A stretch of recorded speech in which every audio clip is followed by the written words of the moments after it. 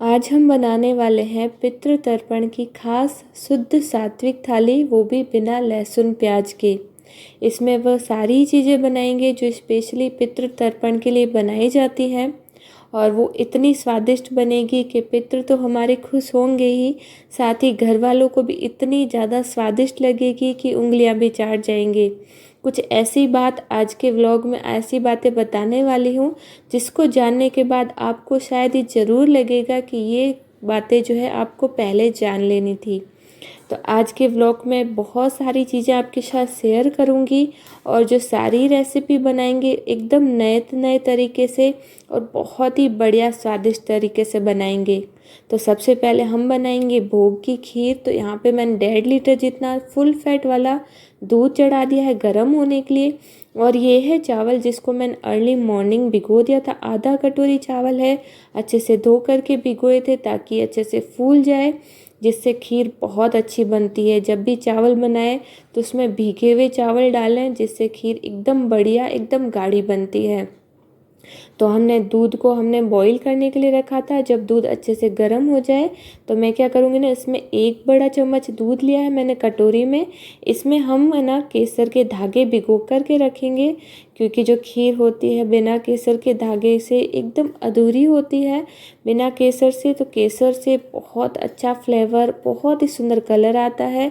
तो food colour ना डालकर केसर डालने से बहुत अच्छी खीर बनती है। तो गर्म दूध में हम इसको भिगो कर रख देंगे साइड में। तो यहाँ पे जो दूध है अच्छे से उबल चुका था, तो मैंने इसको एक बार अच्छे से चला लिया है, क्योंकि कई बार ऐसा होता है कि मेरी धीमी आंच में भी दूध बाहर निकल जाता है। एक तरफ से बोलता है कि नज़र हटी दुर्घटना घटी, तो नज़र तो हटाइए मत दूध के ऊपर से। तो हम क्या करेंगे ना, दूध को अच्छे से चलाने के बाद इसमें भीगे हुए चावल डाल देंगे।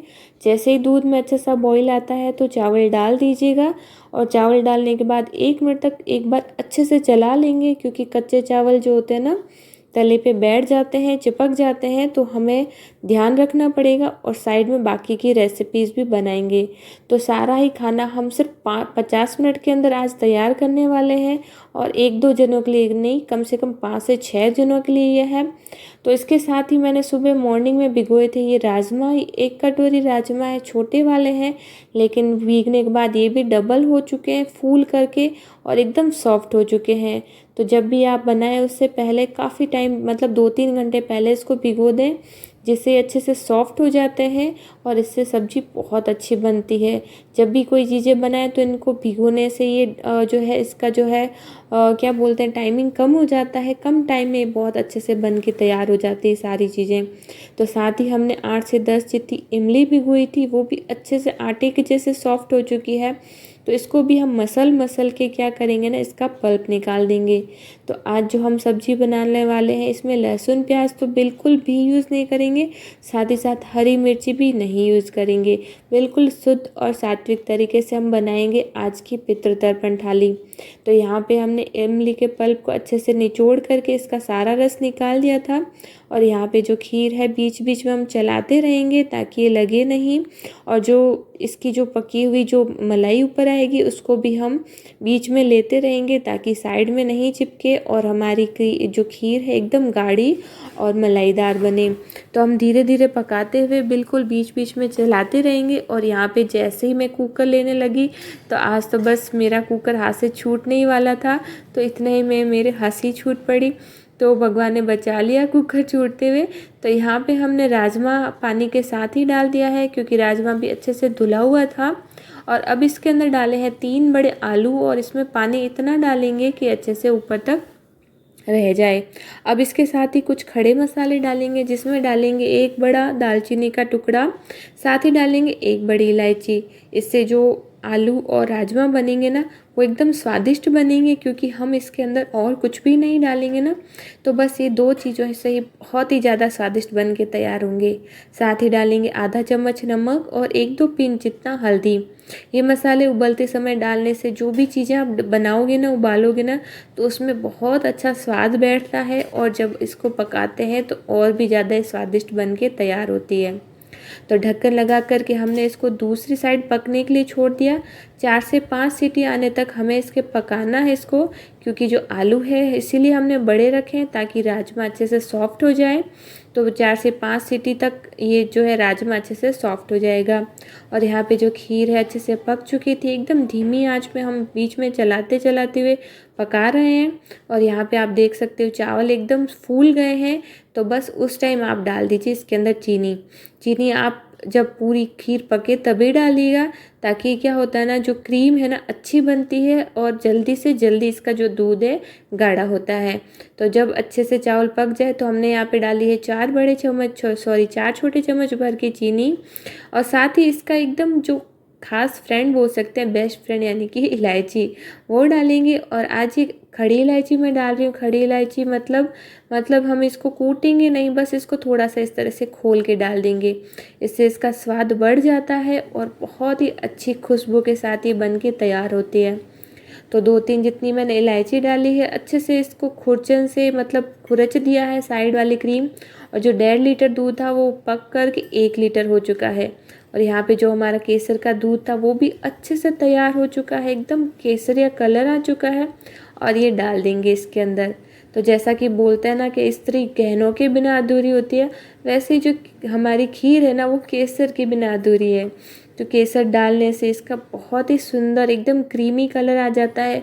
और जैसे जैसे पकेगा ना तो इसमें एकदम सुनहरा केसरिया कलर भी आएगा।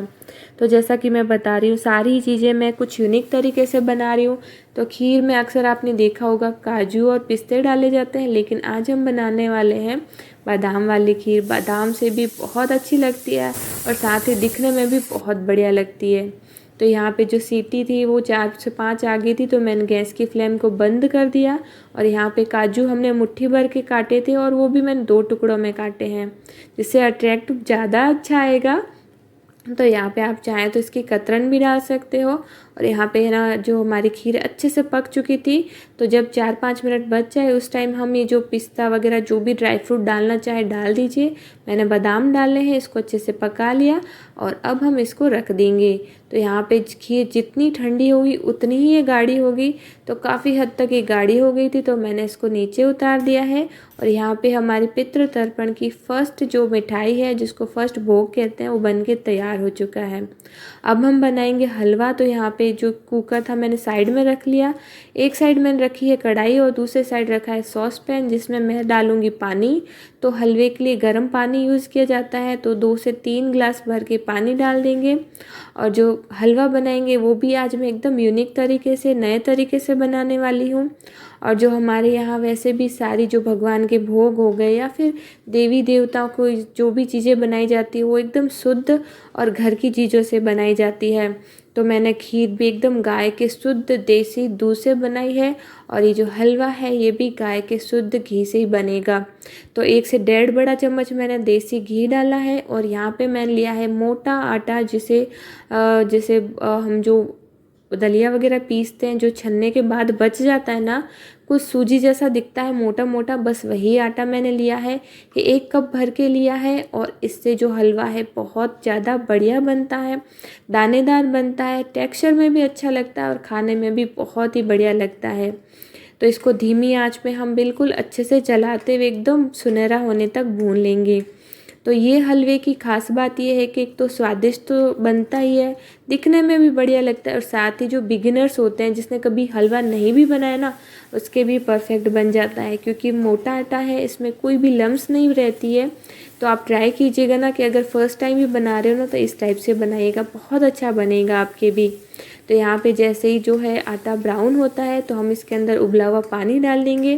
पानी थोड़ा थोड़ा करके डालेंगे। तो 1 कप जो आटा लिया था उसके लिए आपके 3 गिलास जितना पानी सफिशिएंट होगा। तो सारा ही पानी मैंने डाल दिया और अच्छे से मिक्स करते हुए बिल्कुल लो आंच पे हम पकाएंगे इसको 5 से 7 मिनट तक, कंटिन्यू चलाते हुए। जब सारा पानी इसके अंदर अच्छे से सोख जाएगा तो हम डालेंगे 2 से 3 छोटी चम्मच जितना घी। इससे अच्छी चमक आएगी, साथ ही ये फ्लेवर में बहुत ज़्यादा बढ़ जाएगा, मतलब बहुत ज़्यादा स्वाद बढ़ जाएगा इससे। जो कच्चा घी का स्वाद होता है ना बहुत अच्छा लगता है। जब पानी और सारी चीज़ें पक जाए तो एंड में डाल दीजिए चीनी। तो यहाँ पे 3 छोटे चम्मच भर के चीनी डालूंगी। ये मोटे दाने वाली चीनी है तो काफ़ी होगी इसमें। साथ ही डालेंगे इलायची पाउडर और अच्छे से चलाएंगे। अब चीनी डालने के बाद भी हम इसको 5 से 7 मिनट तक फिर से धीमी आंच में पकाएंगे। एक बार अच्छे से चला लेंगे, उसके बाद में धीमी आंच करके हम साइड वाला भी काम कर सकते हैं। तो स्पेशली आज की ख़ास बात ये है कि जो ये मैं सारी रेसिपी बनाने वाली हूँ, पूरा 50 मिनट के अंदर ये पूरी थाली बन के तैयार हो जाएगी। और ये एक इंसान के लिए नहीं, कम से कम 5 से 6 लोगों के लिए है, और सिर्फ 50 मिनट के अंदर बना के मैं आपको बना के बताऊँगी। तो यहाँ पे जो हलवा है इसमें भी मैंने आज बादाम ही डाले हैं। तो सारी चीज़ें कुछ यूनिक तरीके से मैं ट्राई कर रही हूँ ताकि सभी को बहुत ज़्यादा पसंद आए, स्पेशली हमारे पितरों को भी। तो यहाँ पे जो कुकर था वो मैंने खोल दिया है, इसके अंदर से आलू निकाल दिए हैं। आलू को हम इस तरह से टुकड़े कर देंगे ताकि अच्छे से ठंडे हो जाए। हमें इसको छील करके तैयार करना है। और यहाँ पे आप देख सकते हो जो राजमा है एकदम सॉफ्ट हो चुका है, कुछ इस तरह से जैसे हम हाथ से मसलते हैं। तो ये देखिए बिल्कुल बढ़िया से मसल रहा है आपने। तो यहाँ पे जो हमने बड़ी इलायची और दालचीनी का टुकड़ा डाला था वो निकाल दिया है, और जो हलवा था वो भी रेडी हो चुका है, तो इसको भी मैंने रख दिया है साइड में। तो दोनों ही मिठाइयाँ हमारे पितृतर्पण थाली वाली तैयार हो चुकी है। अब बारी आती है सब्जी बनाने की, जो एकदम यूनिक तरीके से आज हम बनाने वाले हैं। तो क्या करेंगे ना, सबसे पहले आलू मैसर लेंगे और थोड़ा सा ना इन राजमा को अच्छे से मैश कर लेंगे। इससे थोड़े गाढ़े हो जाएंगे, साथ ही थोड़ा टूट जाएंगे, जिससे सब्जी बहुत अच्छी बनेगी। अब सब्जी बनाने का तरीका भी देख लीजिए। सबसे पहले कढ़ाई में डाल लीजिए 1 बड़ा चम्मच तेल, इसमें डाल लीजिए आधा चम्मच जीरा, 1 चम्मच राई, आधा चम्मच सौंफ साबुत, और थोड़ी सी कस्तूरी मेथी और थोड़ी सी हींग। तो अक्सर मैं बोलती हूँ जब भी आप सब्जी बनाएं तो इसका तड़का जो है ना बढ़िया बनाएं, जिससे सब्जी बहुत ही ज़्यादा स्वादिष्ट बनती है। और इस सब्जी में क्योंकि हम लहसुन, प्याज, हरी मिर्च कुछ भी नहीं डाल रहे हैं, तो स्टार्टिंग में डाल देंगे आधा चम्मच हल्दी, 2 छोटे चम्मच लाल मिर्ची पाउडर, और बस थोड़ा सा ही चलाते हुए हम क्या करेंगे ना, ये राजमा उबले हुए ना वो डाल देंगे। जो राजमा का पानी था वो मैंने अलग से एक बर्तन में निकाला है पहले, उसको हम बाद में यूज़ करेंगे। फेंकना बिल्कुल भी नहीं है, सारी ही चीज़ें यूज़ लेनी है, क्योंकि जो भी हमने चीज़ें पहले भिगाई थी वो अच्छे से धो कर के भिगाई थी। तो आप उसका पानी ज़रूर से यूज़ लें, वो भी बहुत अच्छा होता है, स्वास्थ्यवर्धक पानी होता है। तो राजमा को डालने के बाद आप इसका टेक्सचर देख सकते हो कितना बढ़िया आया है। एक बार इसको अच्छे से 2-3 मिनट तक ढक लगा कर के पकाएंगे ताकि इसका जो मसाला है अच्छे से पक जाए। उसके बाद में जो ऊपर से हमने पानी निकाला था ना, वो पानी काफ़ी सारा था, वो सारा है इसके अंदर डाल देंगे। तो 1 प्याली भर के ये पानी है, और मैं पूरा ही पानी इसके अंदर डालूंगी, क्योंकि एक ऐसी सब्जी होती है जितनी ज़्यादा ठंडी होती है उतनी ज़्यादा गाढ़ी होती जाती है, तो इसमें काफ़ी सारा पानी डाला जाता है। अब बारी आती है इसमें आलू डालने की। तो आलू कुछ इस तरह से डाले जाते हैं जब पितृतर्पण की सब्जी बनती है। तो यहाँ पे आलू को इस तरह से मैश किया जाता है, पूरा मैश नहीं करेंगे, बस हल्का सा हाथों से तोड़ के डाल देंगे। कुछ टुकड़े मैश होंगे और कुछ टुकड़े बड़े बड़े रहेंगे। इससे ये सब्ज़ी दिखने में तो मज़ेदार लगती है, साथ ही साथ खाने में भी बहुत ही ज़्यादा स्वाद आता है इससे। तो इस तरह से एक बार ज़रूर से ट्राई कीजिएगा, बहुत बहुत ज़्यादा अच्छी लगती है।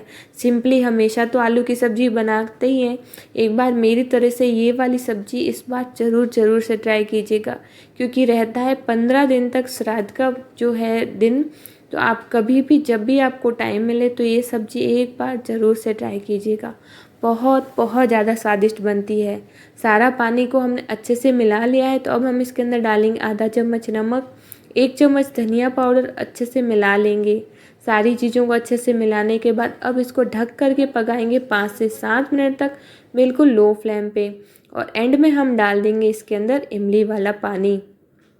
इमली वाले पानी से बहुत अच्छा इसमें स्वाद आता है, थोड़ी सी खट्टापन आता है, जिससे बहुत बहुत अच्छी लगती है। अब यहाँ पे क्या हो गया था, मेरे चाय का टाइम हो गया था, मैं बहुत ज़्यादा थक गई थी। तो मैंने गुड़िया को बोल दिया आप साइड में मेरे लिए चाय बना दीजिए, तो वो बना रही है मेरे लिए चाय। और यहाँ पे साइड में मेरी सब्ज़ी जो है राजमा और आलू की इतनी बढ़िया तैयार हो चुकी थी कि पूरे घर में इसी की महक आ रही थी। तो आजकल गुड़िया को मैं चाय सिखा रही हूँ, तो बहुत ही अच्छे से चाय बनाती है मेरी, बहुत ही स्वादिष्ट बनाती है। खुद नहीं पीती है लेकिन बहुत फिर भी अच्छी बनाती, चखती भी नहीं है।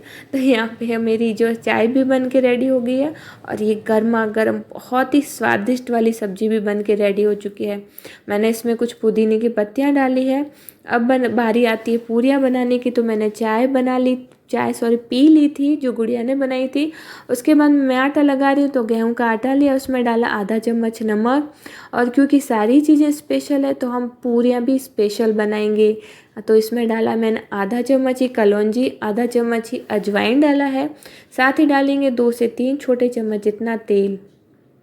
ये सारी चीज़ें डालने से पूरी इतनी स्वादिष्ट बनती है कि बच्चे तो वैसे ही फ़ैन होते हैं पूरियों के, और इस तरह से बनाओगे ना तो एक दाना भी नहीं छोड़ते हैं, मतलब ऐसे ही खा जाते, इतनी गज़ब की लगती है। और इसके अंदर जाएगा ये मोटा वाला आटा, जिससे पूरी एकदम खस्ता करारी सी बनेगी। अगर आपके पास इस तरीके से आटा नहीं है तो आप क्या कीजिएगा ना, सूजी को थोड़ा सा पीस के डालिएगा, बहुत अच्छी पूरियाँ बन के आपके तैयार होगी। तो यहाँ पे आटे में जो भी सारी मिक्सचर डाले थे वो अच्छे से मिक्स कर लेंगे, तेल, अजवाइन, कलौंजी, नमक। और उसके बाद में पानी डाल करके इसका नॉर्मल वाला आटा लगा लेंगे। मतलब जो गेहूं का आटा रहता है उसे थोड़ा सा हार्डली रहेगा, क्योंकि इसमें सूखा आटा यूज़ नहीं होता है। अच्छे से इसको मसल के इसका 5 मिनट तक इसको अच्छे से मस लेंगे। उसके बाद में थोड़ा सा चिकना करके इसका आटा तैयार कर लेंगे और बस 5 मिनट के लिए इसको रेस्ट पे छोड़ेंगे। 5 मिनट बाद अच्छे से मैं इसको मसल रही हूँ। और आज जो है छुट्टी का दिन था तो बच्चियाँ दोनों ही घर पे थी, तो आज दोनों ही हेल्प करवाने आ रही है और मेरे को पूछ भी रही है, ताई जी कुछ काम हो तो बता दो, तो मम्मा कुछ काम हो तो बता दो। तो मैंने दोनों को ही काम दिया था। तो सबसे पहले तो बड़ी वाली गुड़िया को बोल दिया था मैंने, आप है ना पूरियाँ बेलो। तो पूरी बेलने का एक मेरे पास बहुत ही अच्छा सीक्रेट आइडिया है, वो है पूरी मेकर। मेरे पास पूरी मेकर है, उससे पूरियाँ बहुत ही जल्दी और बहुत ही अच्छे से बेल जाती है। और स्पेशल बात यह है कि वो बच्चे तैयार कर लेते हैं। तो मैं आज सिर्फ फ्राई करूँगी और ये सारी पूरियाँ जो है मेरी बेटी भव्या बेलेगी। तो ये जो पूरी मेकर ला चुकी थी और इसने कहा था मम्मा बस आप मुझे लोई बना के दे दें। तो स्टार्टिंग ही मैंने लोई बनाई थी और मैंने बोला था आप एक बार मुझे करके बता दो, उसके बाद मैं देख लूँ कि आपसे होता है कि नहीं, उसके बाद बना लीजिएगा। तो मैंने बस इसको बता दिया आपको क्या करना है। लोई लेनी है, थोड़ी सी चिकनी करनी है। लोई थोड़ी सी जो रोटी होती है छोटी सी, उससे थोड़ी छोटी रहेगी और बस इस तरह से दबा लेना है। बहुत ही आसानी से पूरी मेकर में पूरियाँ बन के तैयार हो जाती है और बहुत ही झटपट से बनती है। मतलब अगर आप अकेले हो तो भी आसानी से बना सकते हो साइड में, और अगर बच्चे हो ना तो उनको दे दीजिए, वो खेलते खेलते बना के आपको दे देंगे, इतनी इजी हो जाती है। तो पहले जब मेरे पास ये नहीं था तो मुझे बहुत मुश्किलें आती थी, क्योंकि बच्चों से बेले नहीं जाते थे और मेरे से अकेले से सारा हैंडल नहीं हो पाता था। तो जैसे तैसे मैं बनाती थी। लेकिन जब से 2 से 3 साल हुए हैं, जब से पूरी मेकर आया है, तब से पूरियाँ बनाना बहुत आसान हो गया है। तो आज सारी पूरियाँ मेरी गुड़िया बेल के दे रही है। तो स्टार्टिंग की 4 पूरियाँ मैंने भोग के लिए निकाल दी है, क्योंकि उसको जूठा नहीं किया जाता है। उसके बाद में ये बन रही है हमारे लिए पूरियाँ। तो ये जो आप देखोगे ना पूरियाँ बनाने की स्टाइल देख लीजिए। जैसे ही हमने पूरियाँ ला लिए, थोड़ी सी बस इसको प्रेस किया है और ये गुब्बारे की तरह फूल के ऊपर आ जाएगी। इतनी गज़ब की पूरियाँ बनेगी। क्योंकि जो पूरियाँ बनाने में 2 टिप्स आपको जान लेने हैं। सबसे पहले तो इसका आटा आपको परफेक्ट लगाना है, थोड़ा सा दानेदार आटा रखिएगा। और जो पूड़ी बेल है ना थोड़ी सी मोटी रखें।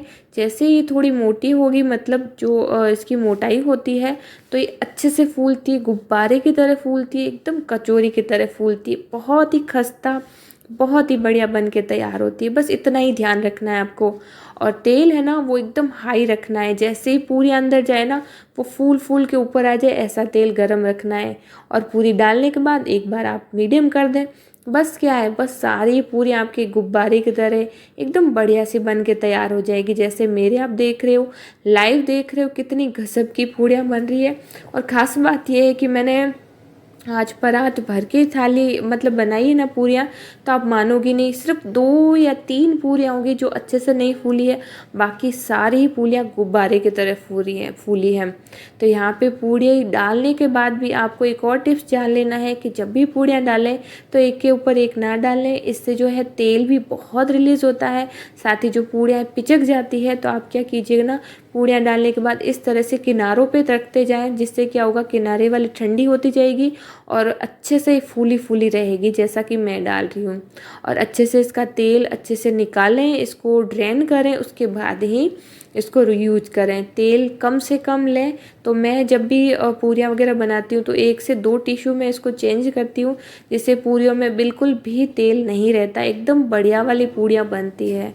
तो यहाँ पे बच्चे तो इतने एक्साइटेड थे, तो मैंने इनको कहा आप थोड़ी देर ठहर जाइए, बस भोग लगा दूँ, उसके बाद में सबसे पहला खाना ही आपका होगा। क्योंकि जो पितृ तर्पण होता है उसके बाद में सबसे पहले अगर कोई किसी को खाना दिया जाता है वो है कन्याएं। तो मेरी तो दोनों ही कन्याएं बहुत एक्साइटेड हो रही है खाने को। तो यहाँ पे हमने 50 मिनट के अंदर सारा ही खाना बना दिया है, बहुत ही स्वादिष्ट, शुद्ध और सात्विक तरीके से। तो एक बार तो पहले इसकी झलक देख लीजिए, सारी पूरियाँ फूली फूली है और जो सब्जी एकदम गाढ़ी मलाईदार बन गई है, एकदम बढ़िया है, इतनी स्वादिष्ट कि अंगुलियाँ भी चाट जाओगे। तो सबसे पहले तो हम निकाल देते हैं भोग, जिसमें मैंने पूरियाँ, हलवा, खीर डाली थी ताकि कोई भी झूठा नहीं करे। और उसके बाद में हम लगा देंगे आज की थाली। तो थाली में सबसे पहले मैं डाल रही हूँ खीर, फिर हलवा, फिर पूरी और सब्जी। साथ ही मैंने कुछ हरी मिर्ची फ्राई की है क्योंकि मेरे घर में सभी को पसंद है।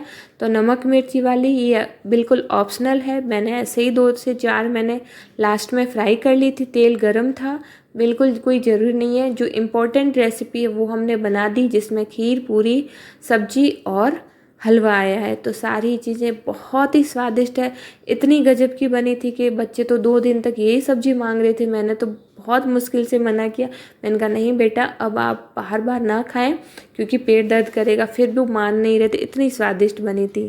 तो एक बार इस तरीके से ज़रूर बनेगा, पितर तो खुश होंगे, साथ ही साथ घर वाले इतने खुश होंगे कि आपके लिए तारीफ़ों के पुल बांध देंगे, साथ ही साथ अंगुलियां भी चट कर देंगे, एक भी दाना बचेगा नहीं इसमें से। तो आज की ये पितृ तर्पण की खास थाली जो आपके साथ मैं शेयर की, आपको कैसी लगी कमेंट सेक्शन में ज़रूर बताइएगा। रेसिपी अच्छी लगे तो please please like, share and comments. मैं मिलती हूँ अगले व्लॉग में, तब तक के लिए thank you and take care.